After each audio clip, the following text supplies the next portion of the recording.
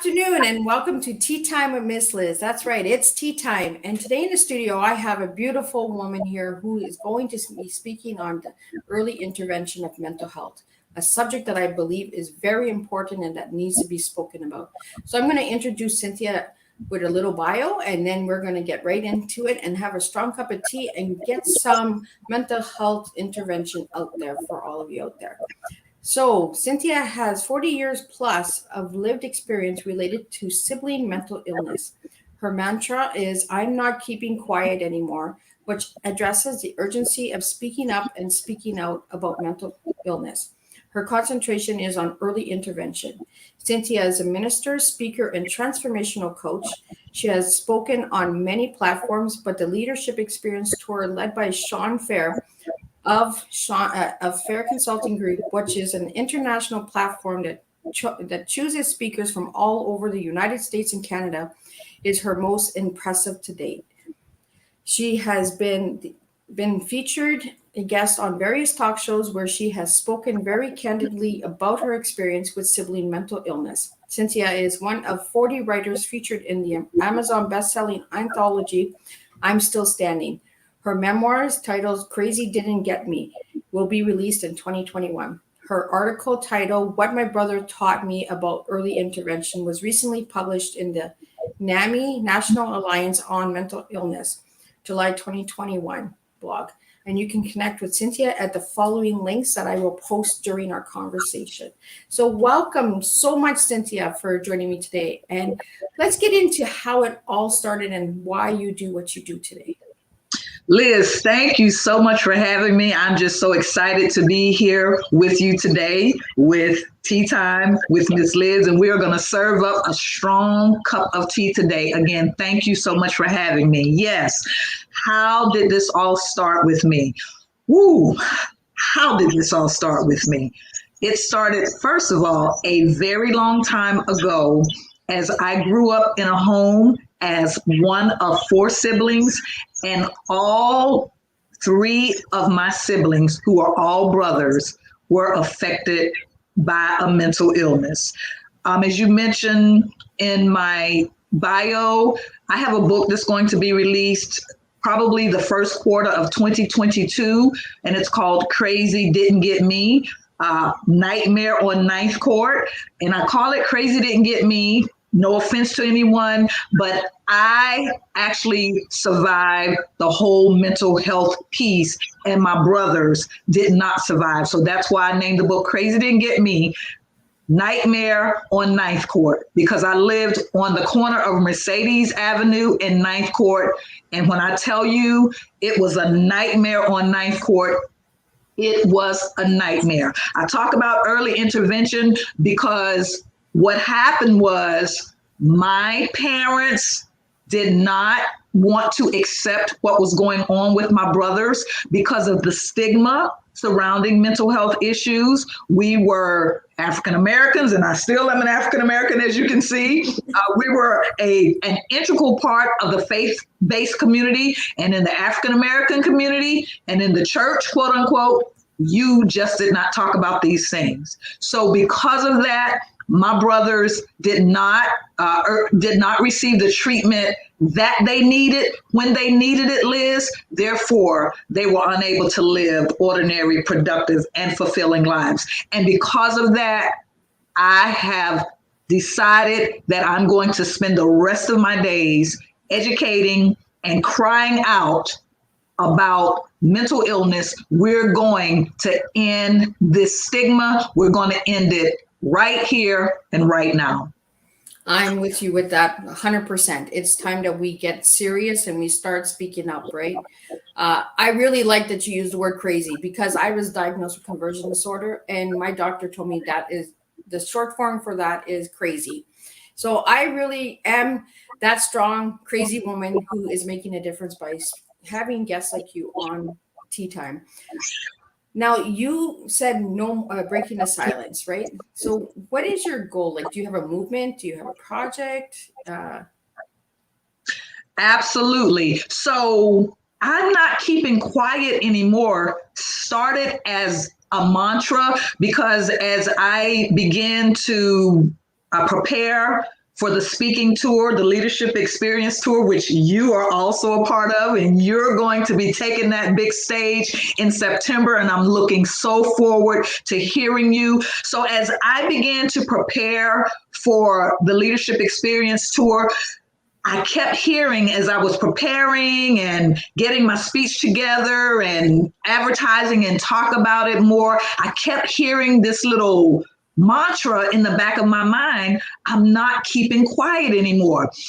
Because people started reaching out to me as I started posting things on social media and talking about what happened in my family, being very vulnerable and being very candid about what happened in my family. People started reaching out to me saying, you know what, we are so glad that you're talking about this, because nobody wants to talk about it. So that mantra just became stronger and stronger. And I kept saying to myself, you know what, I'm not going to keep quiet anymore. So I started saying that publicly, not just to myself, but I would always hashtag that with my posts, in my post with saying, I'm not keeping quiet anymore. And guess what? I really believe that I'm not keeping quiet anymore. It's just not a mantra for me, but it is a movement. It is a movement. I am not keeping quiet anymore, and I don't want anybody else to keep quiet anymore, because too many people are suffering, have suffered, and are suffering in silence because we don't want to talk about the elephant in the room. Mental illness, that is. Guess what? I'm talking about the elephant in the room because the elephant needs to be addressed. So I am not keeping quiet anymore. The movement. I love it. I love movement. And this is what we need. We need more movements. We need a voice like you, Cynthia, who is passionate and making a difference. For your struggle as a child, do you struggle with mental health today? You know what? I always say all of us are a little cray-cray. So yes, I do believe that I, at times, struggle with mental health issues. Probably, there are days, not very many, but I do have days when I get up and I just feel blue. Now, I'm sure that we all have those days. However, you can kind of tell when it's a blue that's trying to take you under. It's not just a normal blue, but it's a blue that is intense. And what I have done when I have those days, first of all, I'm a woman of faith. So I pray, and I pray really hard. Number two, I know my history of having siblings. All of my siblings, although they were male, someone might say, well, it hit the male genes or whatever, but I'm still a part of the Mobley family. And by the way, people used to say back in the day, quote unquote, all of the Mobleys are crazy. And I was saying to myself, yeah, that's what you think. So anyway, because of my history, because of that background, I have to fight really, really hard sometimes, Liz, because I'm that person that everyone always comes to for advice, that everybody always comes to for encouragement, that everybody always comes to when they're feeling down and out.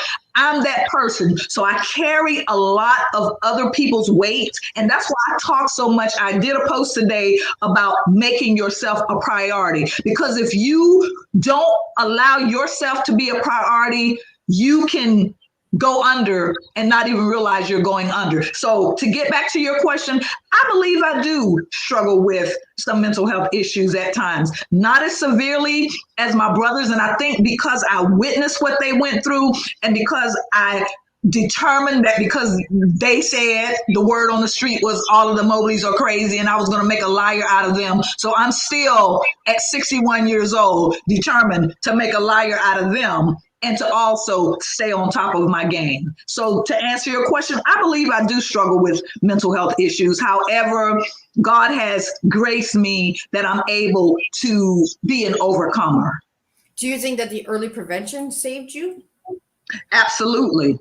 Absolutely. Because I believe had I not witnessed what my brothers dealt with, and had I not been vulnerable in reaching out to others. I remember about 23 years ago, I'm a native of Florida, but about 23 years ago, I moved to Pittsburgh, Pennsylvania. And the reason why I moved is because I was in a very toxic marriage. So he went to work one day and I went to Pittsburgh. But before that happened, I was sharing with a friend of mine some symptoms that I was having. Now, I wasn't even thinking about mental illness or anything. Even I had dealt with that with my brothers. That was kind of, at the time, it was kind of far removed from me. But I happened to mention some things that I was going through to a very good friend of mine, a trusted friend. And remember that whenever you're reaching out to people about your vulnerabilities, make sure that you're reaching out to a trusted source, and that's somebody that really cares about you and just doesn't want to get your business and run with it in the streets. So I was sharing with a very trusted source about what I was going through. She said, Cynthia, have you ever considered taking medication? And I was like, no, because I don't even like aspirin, Liz. I was like, no. She was like, well, you know what? She said, I take Zoloft. Now, I don't even know if Zoloft is still popular these days, but she said, because I have bouts of depression.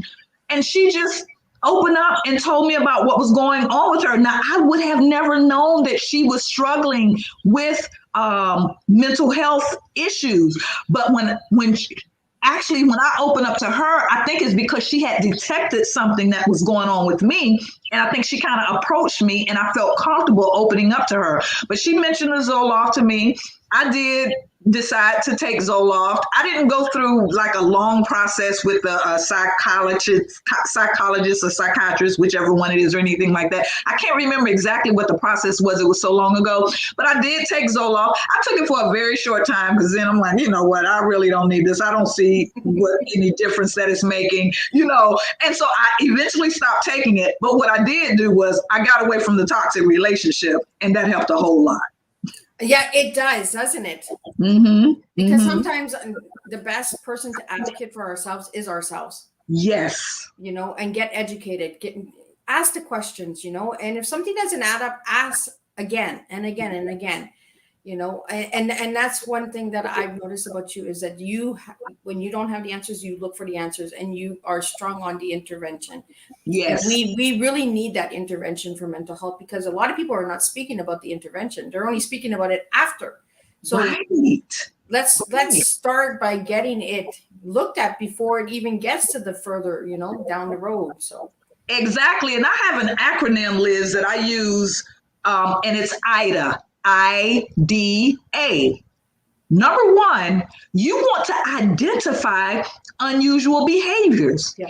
If you're my friend and we're tight, we're close, we girls, we've been hanging for a minute, I should be able to detect if you are acting out of the ordinary. Exactly. Now, we have moments, right? Okay, I understand moments, but if that moment becomes an hour and that hour becomes a day and that day becomes 2 days and that 2 days become a week and that week, then I know that something is out of the ordinary with Liz. So I need to identify, okay, Liz is usually pretty outspoken and she usually gets pretty crunk if something doesn't quite go the way that she thinks it ought to go. But that right there was just a little bit out of the ordinary. I think she went a little bit to the left on that.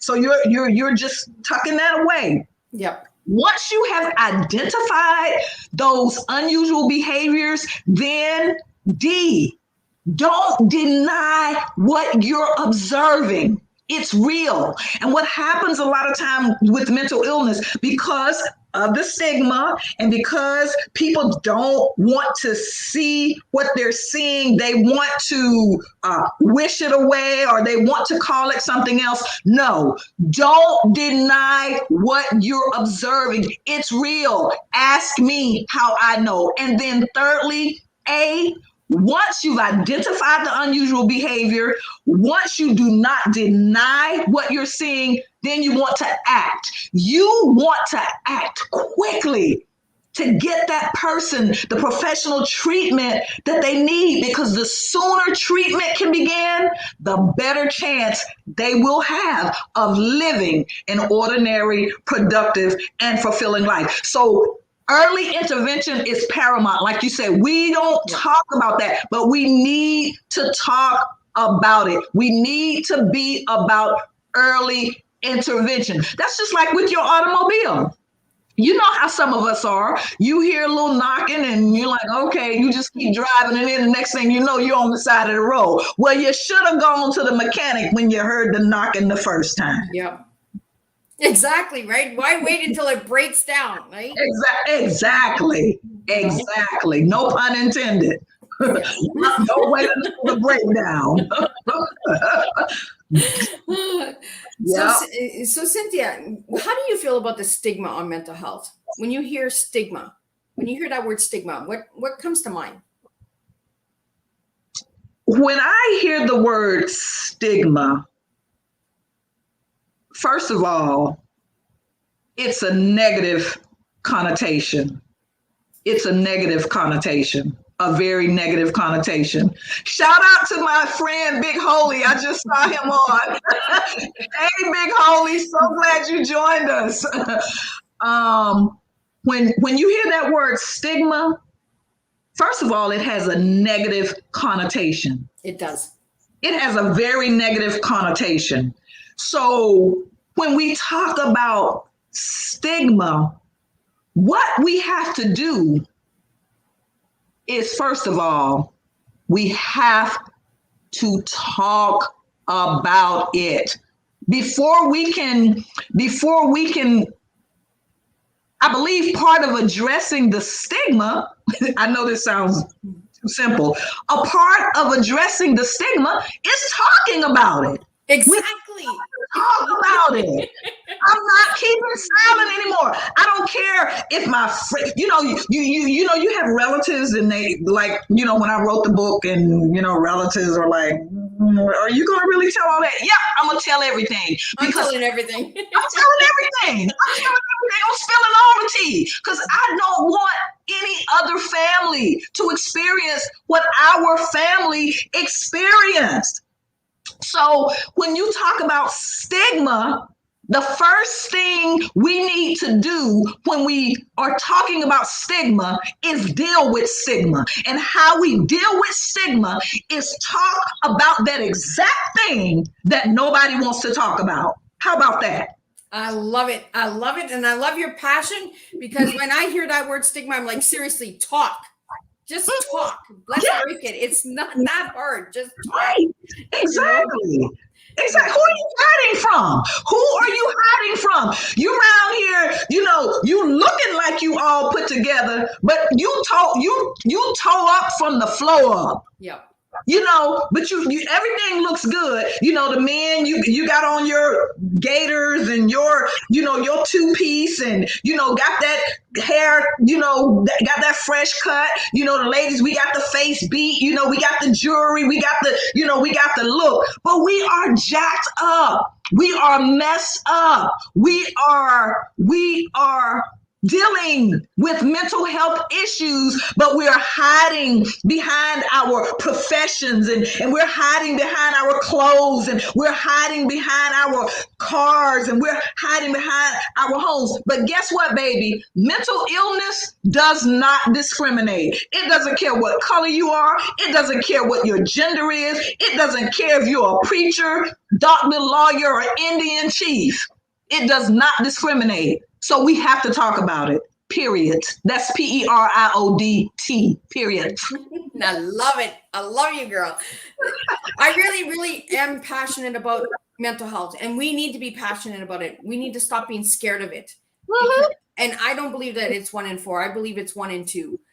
I don't believe the numbers are right, because a lot of people are not speaking out, and we need to speak out. We need to get that out there, that it's okay to live with mental health. We're not like this weird freak or anything. Right. We're human beings. We've been through a lot. We deal with a lot. Exactly. Exactly. Another thing that I'd like to bring up with you, Cynthia, how do you feel when you hear that you're weak if you have mental health? Listen, as my mama would say, my mama had a way of saying things that I had to decipher once I got older, because when I was young, I'm like, what's she talking about? My mama would say, she would say, that's the biggest lie ever been told. So that is a lie from the very pits of hell. Weakness? What do you mean, weak? I'm weak because I have a chemical imbalance. I'm weak because there were some environmental situations that occurred in my childhood that caused me to deal with certain traumas. I'm weak because I have certain genetics that have caused me to be dealing with certain situations. I'm weak. I don't think so. I don't think so. And for anyone to even suggest, and I'm going to be honest because I've lived through it. I've lived through it. My oldest brother committed suicide when he was 32 years old. He was actually a patient in a state hospital when he committed suicide. He veered away from the group when they went on a group outing and went and did his thing. He had already planned what he was going to do. Now, I said that to say this. I used to think my brother were weak. I did. I used to. That's why I'm talking about what I'm talking about now. Like, well, now I know they should be able to just be strong and they should be able to control what's going on. And they, I was that one. I might not have said that they were weak, but I thought it. The way that I reacted, the way that I responded to certain things that they did, I was saying that they were weak without saying that they were weak. Imagine, you're already dealing with a situation, i.e., a mental illness, that is beyond your control. Nobody is in your head and knows what's going on but you and God. And for some human being to have the audacity to refer to you as weak on top of what you're already experiencing, I don't think so. They need a good kick in the butt. And if you're out there and you're listening to me and you're one of those people that is referring to someone that's dealing with a mental health condition as weak, can you feel the kick in the butt that I just gave you? Stop it. Those individuals are not weak. They are dealing with a situation that is out of their control. And the best thing that you can do for them is to help them get treatment for their condition. They are not weak, and stop calling them weak. There's a reason why I asked you that, Cynthia, because I really, today, this tea time, I wanted to be strong and I wanted to be a strong tea because I am really serious. We need to start speaking out. We need to start bringing awareness and we need to start taking the mask off and start being ourselves. If we have a hard time, we have a hard time. Why are we so in the wrong if we say, hey, today I'm struggling? Why are we so afraid of sharing that we might be living with mental health? It's time that we just drop the mask and start being real and start being ourselves, being our authentic selves. And this is why I have Cynthia on the show today, is because we need to start being real with each other. We need to start speaking out. We need to start sharing our stories and stop being ashamed and living in shame. Like she said, her brother committed suicide. Like, how long do we have to wait before people wake up and start speaking out and saying, you know what, I struggle today. Why is it so wrong to struggle? We're all human beings. We all live through something. And Cynthia, I really am really honored to have you on my stage today because we need that awareness. We need that voice. We need that passion. We need that shout to wake you up, because obviously speaking low is not waking you up. Nope. So, it's not, we're not coming at you like an attack. We're coming at you to wake up. It's time to wake up. It's time to start opening eyes and making a difference. And stop using words like weakness and stigma and silence. Stop using those words. They're negative words. We need the positive. We need the change. Yes. We need that strong cup of tea. Yes. So, Cynthia, since you're on tea time, I want to know what your T is. So if I give you the letters TEA, what did your T stand for? Wow.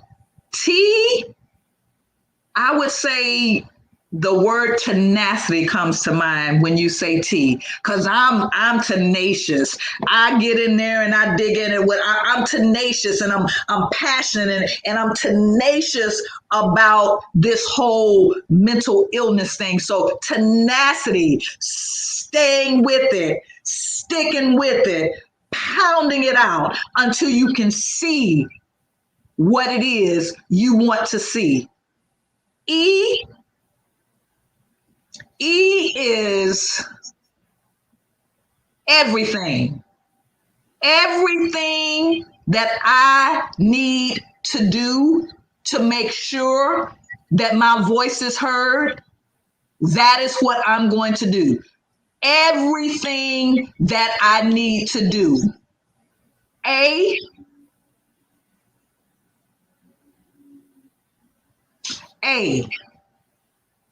assist. Oh. Assist any and everyone, no matter who they are. See, we have, on top of mental illness, as I do my research, you have people that are dealing, and this is a whole nother topic, but I'm just going to brush across this briefly. You have people that are dealing with, for lack of a better word, and I'm probably dating myself and there's so many different words now, that's dealing with alternative lifestyles, but they're also dealing with the mental illness. Now how about this? You're dealing with the world in your alternative lifestyle, whether it's bisexual, transgender. There's so many. I heard pansexual. I had never heard of that. I know there's so many of them. I'm just like, all kind of sexuals. But then you got to deal with mental illness on top of that, because a lot of these people are experiencing bullying. You're dealing with mental illness, and on top of that, if you are in a race where you're marginalized and you're not getting the help that you need when you need it, because you may not have the dollars, you may not have the health insurance, the resources may not be available to you. There's so many different challenges with different people who deal with mental health issues. And so I want to assist. I want to be that person that's going to listen and then assist or act. So tenacity, everything, and assist. And Cynthia, you just served me a strong cup of tea of your past, your present, and your future. And I'll tell you why, because tenacity, as a little girl, you never gave up. Everything, you're doing that right now in your present. You're doing everything. And your future, you will be assisting people. So there you go. There is a strong cup of tea. This is what I do, is I ask people to serve their teas and I deliver their teas. And this is what Cynthia's tea is: her past, her present, and her future. So her future is assisting people. So this girl's not going to give up. She's not going to give up the fight of bringing her voice to mental health. I can see you in the future shining bright and making that difference, Cynthia, because that's what you do, is you serve a strong cup of tea. And this is what we need to do, is we need to start serving our teas. We need to start serving our past, our present, and our futures, because this is what we do, is we make a difference with tea. Not a beverage. Us. Individuals. Tea is strong. Tea will make a difference. And this is what I will be speaking about at the Shawn Fair thing. Fair. Not in the Shawn Fair thing.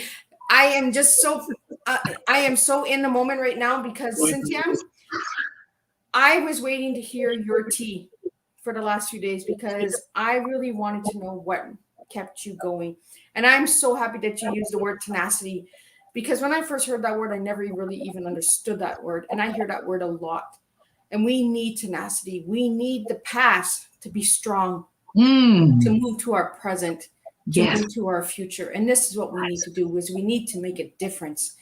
One cup, one tea at a time. Yes. Cynthia, if there was one message that you just learned about your tea, what would it be?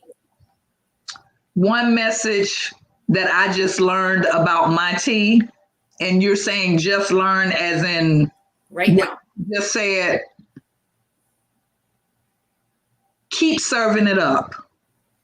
Don't stop serving, because like you said, it's about what happened in my past that propelled me to come to the point in which I am standing right now, and then the future that's so bright for people who need a voice that are not able to use their voice.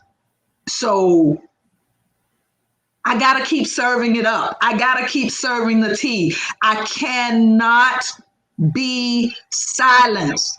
I cannot let anything and anybody, not even myself, silence myself. And it's platforms like this, Liz, that you are providing people like me that gives me fuel, because I'm pumped now. You got me, girl, you got me pumped. When I tell you, you got me pumped, I am so pumped, and I am going to keep serving this tea. I'm going to keep serving this tea strong.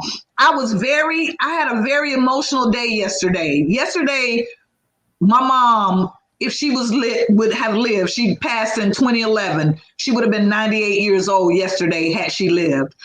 I was so overcome with emotion. Now, normally, I don't get that emotional during her birthday or even when her death is, to be honest. You know, a lot of times people are like, I think about my mom every day. I don't think about my mom every day. I'm just gonna be honest. Don't shoot me, y'all. Don't kill me. But I don't think about my mama every day, you know, but I think about her when I think about her. And yesterday was really rough for me, because you know why it was rough for me?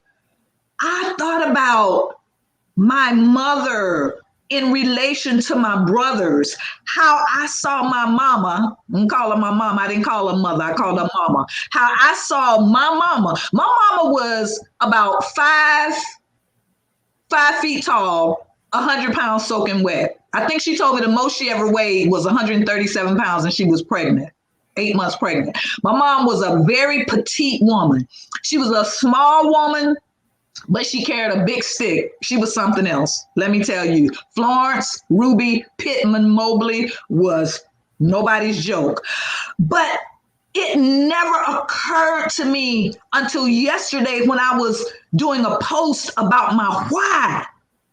I thought about my mama, and I said, my brothers are my why, but my mama is my why before my brothers were my why, because I watched my little mama, my little tough, strong mama, go through watching all of her sons suffer with a mental illness. Her oldest son, her oldest child, committed suicide. He jumped off of a bridge. Her middle son, he's what we call the transient. You know, he pop into town and out of town. He pop in town, out of town. You didn't know when he was coming. You didn't know when he was leaving. And the last time that anyone has seen my brother, my mother was still alive, and he had popped in town and he was popping out of town. Usually you don't see him when he leaves, but this time he allowed my mama to see him leave. And as he walked away from the house, she told me this. She kept calling out to him, and he never turned around to acknowledge her. That was over 20 years ago. It's like my brother disappeared from the face of the earth. He's schizophrenic. We haven't seen or heard anything from him since. Nobody. And then her baby boy that she was so crazy about, because he was light-skinned. My mama liked light-skinned people. Can I be honest? I remember one time she told me I should have been the boy because I was black, and Dwight should have been the girl because he was yellow. Girl, I keep it real. And she loved all of her children, but she especially loved Dwight because he was light skinned and he was pretty. He looked like a girl. She made sure. I used to get so upset with her because she would complain about him calling her when he was in the state hospital. He would call her every day, sometimes 3, 4, 5 times a day. And she said, I'm so tired of him calling me Cynthia. She called me Cynthia. I'm so tired of him calling me. I can't keep accepting these collect calls. I said, well, then just don't accept it. And then she said, but I got to, because if something bad happens to him, and I don't accept his calls, if I don't accept his call and something bad happens to him, because remember, he's in the same facility where my oldest brother has committed suicide from, the same facility. She said, if something happens to him, I'll feel really bad. And that brother has been institutionalized since 1987. This will be his home until his dying day. Why am I so passionate? Why do I do what I do? First, for my mother, and then for my brothers, because my mama watched all of her sons be affected by a mental illness, and there was nothing that she thought she could do about it. There was something, but unfortunately, it didn't happen. And for many years, I held that against her. I was mad as hell. I was like, what do you mean? They need to pray. They need to go to church. Yeah, they need to pray. They need to go to church, but they need some professional treatment, mama. Yeah. But she didn't understand. But I don't hold it against her anymore. I had to let that go. So I do this because my family paid the ultimate price as far as I'm concerned. My family paid the ultimate price. And if I can prevent just one family from going through what my family went through, I'm going to continue to speak up, and I'm going to continue to speak out until my dying day. And this is why Cynthia is here, because this is what we need. We need that back voice. We need that why, the passion. It's exactly like you said, your why, your purpose. You know what your why and purpose is, and it's to make a difference and to be a voice for the ones that don't have a voice. And Cynthia, I really, really am honored to have you on my stage today and showing everyone, just be yourself. Yes. You know, drop the mask, just be you. You know, you got nothing to offer but yourself. At the end of the day, it's you, you know. Again, your tea is amazing. It's strong, and you are a beautiful, strong woman. Like, thank you so much for opening up your heart and sharing with us today. Now, I want to get into the Shawn Fair leadership tour, because you spoke at, I believe, in April. Yes. How was your experience for that? And what should people expect from the event that's coming in September? Ooh, let me tell you, let me just say again, thank you so much for having me, and thank you so much for being authentic as well. I watch you on social media. Girl, you about as real as it gets. As the young folks say, you keep it 100. Thank you so much, you know, hey, from real to real, from authentic to authentic. So the Leadership Experience Tour, let me tell you, I had no idea what I was getting myself into when I became a part of the Leadership Experience Tour. I almost didn't become a part of the Leadership Experience Tour. Right the week before my audition, I decided to chicken out. Like, oh, these people ain't gonna have me. I ain't got what it takes. Mind you, I've been speaking all my life, running my mouth, as you can tell. You know, I've always, you know, ran my mouth, but this was a little bit different. I'm like, ooh. So when I tried to back out, Ray wouldn't let me back out. Ray didn't even know me. When I canceled my audition online, and she immediately inboxed me. I happened to be sitting at my computer, and I got this inbox. She was like, is there a problem? I'm like, oh, yeah. So when she got done with me, I'm like, okay, I'm good.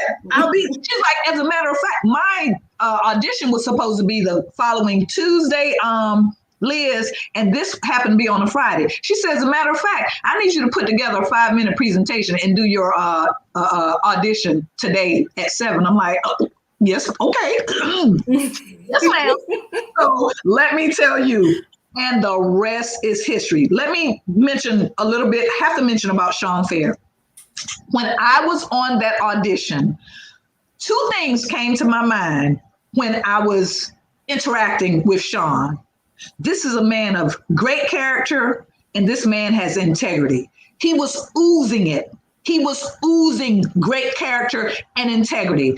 And let me tell you, Shawn has not disappointed.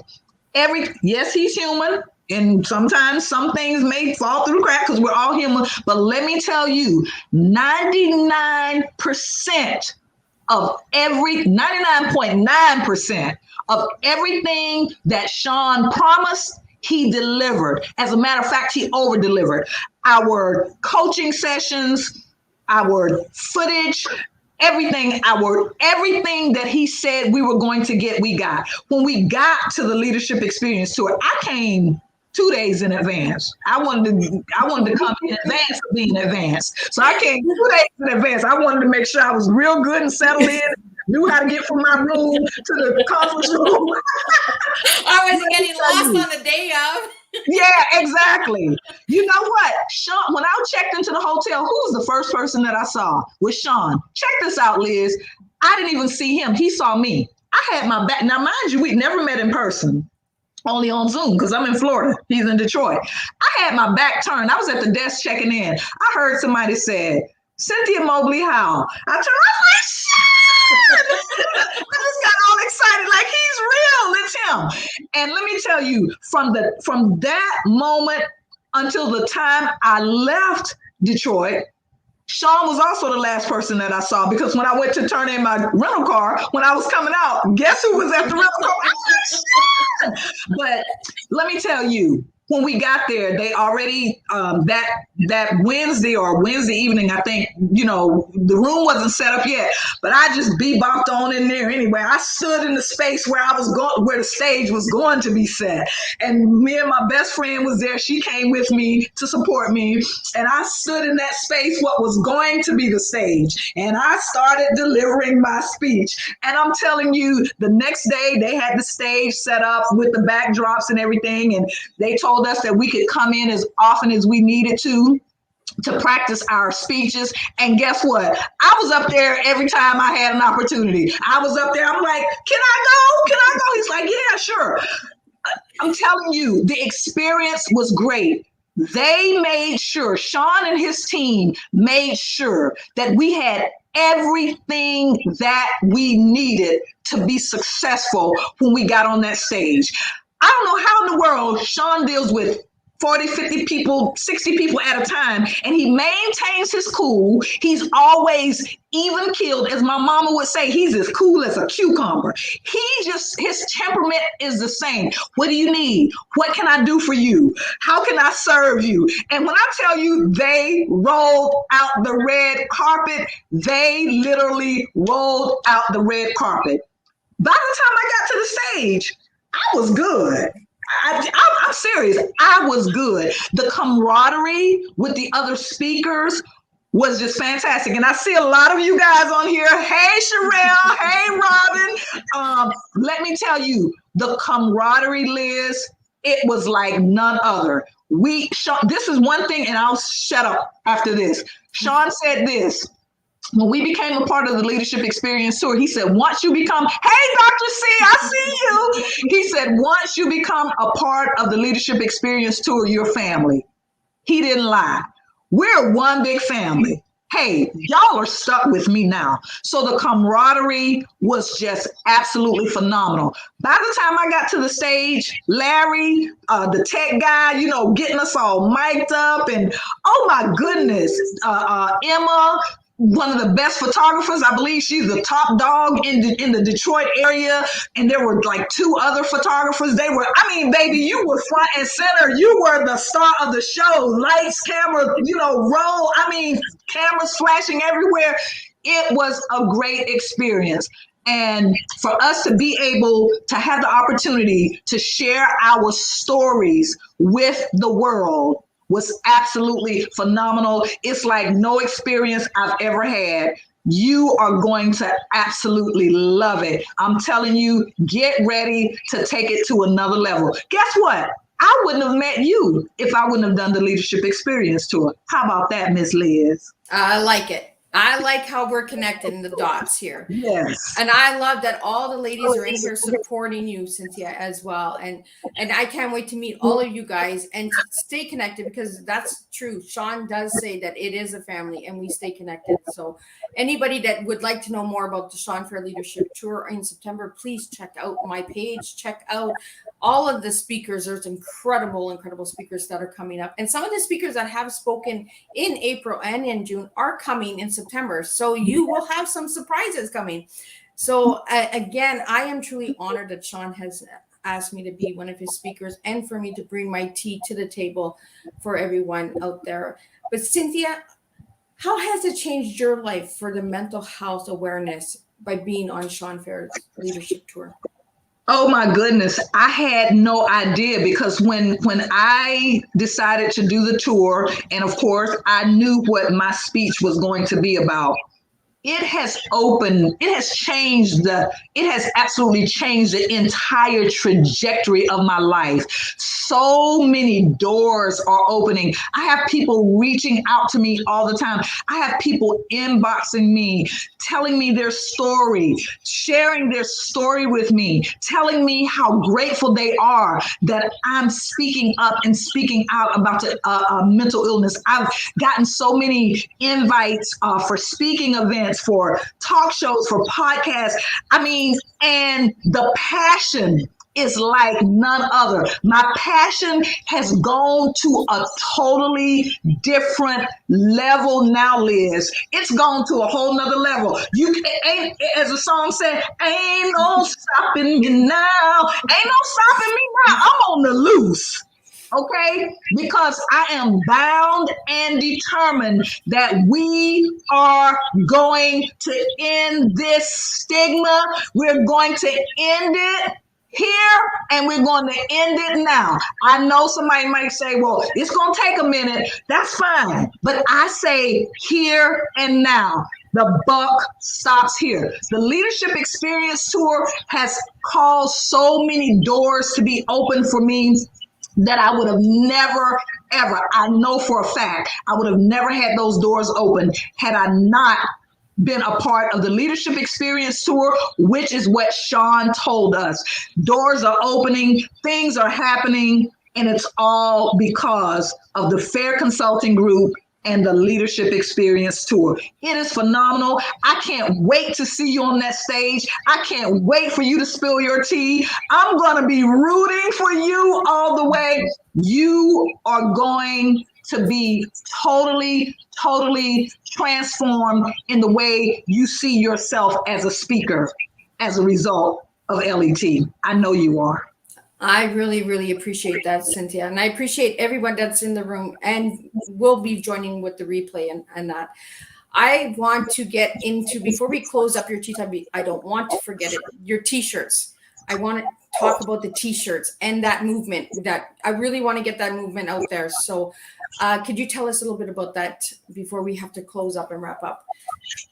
Absolutely. So, and how the t-shirt came about is my very good friend, Lizette Holcomb, and she won't mind me mentioning her name. When we were going to the Leadership Experience Tour, I told you my best friend and my best friend accompanied me to the Leadership Experience Tour, which I think is phenomenal, Beverly Jones. And our other good friend, Lizette Holcomb, we're all from the same hometown, Panama City, Florida. Lizette said, hey, I want to get us a t-shirt that we can wear the day that you speak at the tour. So the t-shirt was, I think it was mental health matters. That was the t-shirt that she had made for the three of us. So we had those t-shirts and we wore them, during the tour. But then when I came back home, I was talking to my good friend Lizette again, and she said, sis, she said, you know what? She said, you need a t-shirt. So when you go and do your speaking events, you can have a product to sell. She said, What you think about that? I said, I think that's a great idea. I said, but I'm not going to wait until I have a speaking event to sell a t-shirt. How about let's get that going right now?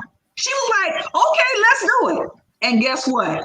That was the birthing of the I am not keeping quiet anymore t-shirt line. So that was launched about 2 weeks ago. The sales are going great. Thank you all so much. I see some of you on here that have already purchased your t-shirts. Dr. C, Sherelle, thank you guys so much. Again, it is no longer just a mantra. It is a movement. It is the I am not keeping quiet anymore movement. Liz has placed the link, I believe, in the chat or whatever you call it on here. So you can go straight to that link to purchase the t-shirt, or you can just go to my website, www.cynthiamobleyhowell.com. I think she has that link. Okay, I see those links. So all you got to do is go and click on that link.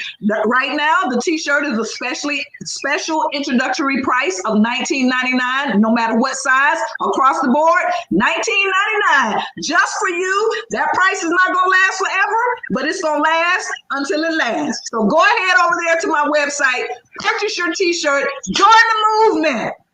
So are your t-shirts international, Cynthia? Can anybody buy them or just in this? Yeah, as far as I know. That's good to know because I want to grab me a t-shirt. So absolutely, come on over. Come on. So we do have a tea time guest that was in the studio back, I believe, a couple months ago. And what he has is a bullying campaign that's going on. It's called the Pink Thursday. And he would like to highlight you in one of his features of the month. And he would also like to reach out and connect with you so you guys can connect. I encourage all of my Tea Time guests to connect with one another. Check out the Tea Times on the YouTube channel.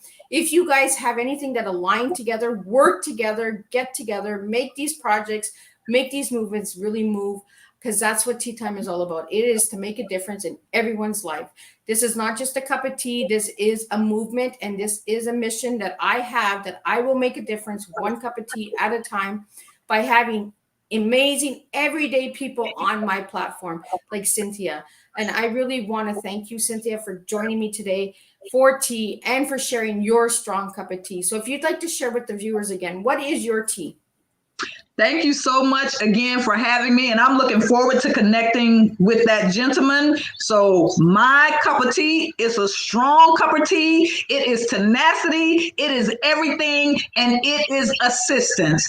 I am tenacious because my past has made me tenacious about this thing.